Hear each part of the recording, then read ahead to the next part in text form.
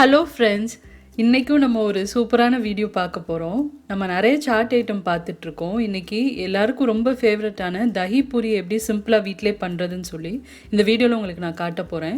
இந்த ரெசிபியுமே ரொம்ப சிம்பிள் தான். எல்லா இன்க்ரீடியன்ஸும் நம்ம வீட்டிலே பண்ணி தான் இதை செய்ய போகிறோம்.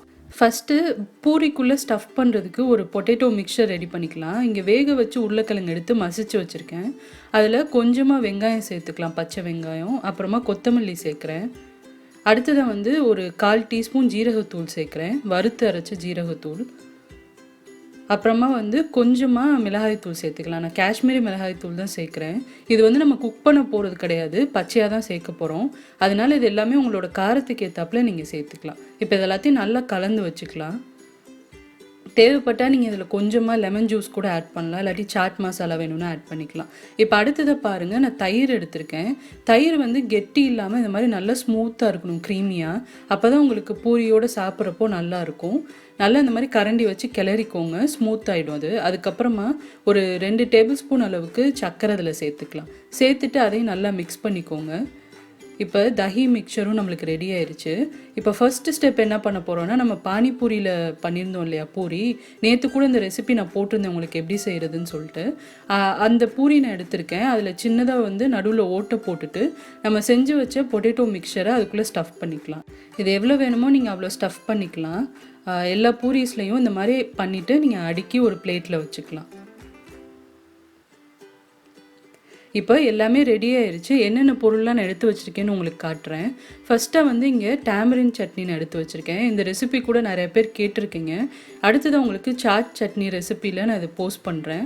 அடுத்ததாக ஃப்ரெஷ்ஷாக கொத்தமல்லி எடுத்து வச்சுருக்கேன். பச்சை வெங்காயம் கட் பண்ணி எடுத்திருக்கேன். அடுத்ததாக இங்கே பாருங்கள், நம்ம ஓம் பொடின்னு சொல்லுவோம் இல்லையா, அது பண்ணி வச்சுருக்கேன், சேவ் பண்ணி வச்சுருக்கேன். அடுத்ததாக க்ரீன் சட்னி பண்ணி வச்சுருக்கேன். இந்த சட்னி ரெசிபி உங்களுக்கு அடுத்த வீடியோவில் நான் போஸ்ட் பண்ணுறேன்.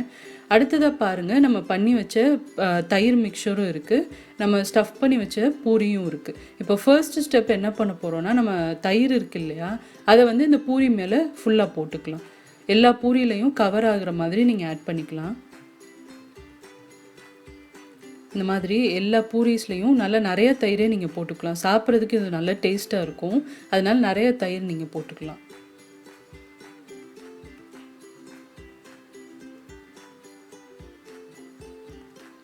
இந்த மாதிரி எல்லா பூரிஸ்லையும் தயிர் போட்டாச்சு. அடுத்தது நம்ம பண்ணி வச்சுருக்க க்ரீன் சட்னியை இந்த மாதிரி கொஞ்சமாக போட்டுக்கலாம்.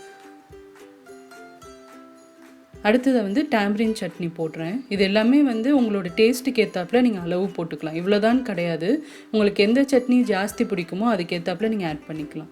எல்லா பூரிஸ்லையும் படுற மாதிரி நம்ம ஆட் பண்ணிக்கலாம். அடுத்ததாக பச்சை வெங்காயம் நான் ஆட் பண்ணுறேன். அடுத்ததை கொஞ்சமாக மிளகாய்த்தூள், அதாவது ரொம்ப கம்மியாக தான், ஒரு சிட்டிகை அளவுக்கு அதில் மேலே இந்த மாதிரி போட்டுக்கலாம். அடுத்ததாக கொஞ்சமாக சாட் மசாலா போட்டுக்கலாம். இதே அளவுக்கு ரொம்ப கம்மியாக தான் நான் சேர்த்துருக்கேன். அடுத்ததாக நம்ம பண்ணி வச்சுருக்க சேவை மேலே நிறையா போட்டுக்கலாம். சேவ் நீங்கள் நிறையா போட்டிங்கன்னா சாப்பிட்றப்ப நல்லா க்ரன்ச்சியாக இருக்கும். அதனால நீங்கள் எவ்வளோ பிடிக்குதோ அவ்வளோ போட்டுக்கலாம். கடைசியாக அந்த மாதிரி கொத்தமல்லி ஆட் பண்ணி நீங்கள் சர்வ் பண்ணிடலாம். நீங்கள் கடையிலலாம் சாப்பிட்டதை விட ரொம்ப ரொம்ப டேஸ்ட்டான பூரி ரெடி ஆயிடுச்சு. சூப்பரான தஹி பூரி ரெடி ஆயிடுச்சு. நம்ம கடையிலலாம் சாப்பிட்ட மாதிரி அதே டேஸ்ட்டில் இருக்கும். இப்போ டேஸ்ட் பண்ணி காட்டுறேன்.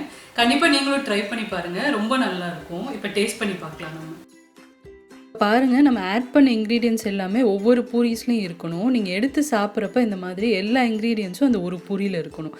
அப்போ தான் உங்களுக்கு டேஸ்ட்டு நல்லா இருக்கும். இதை அப்படியே நம்ம கட் பண்ணாமல் சாப்பிட போகிறோம்.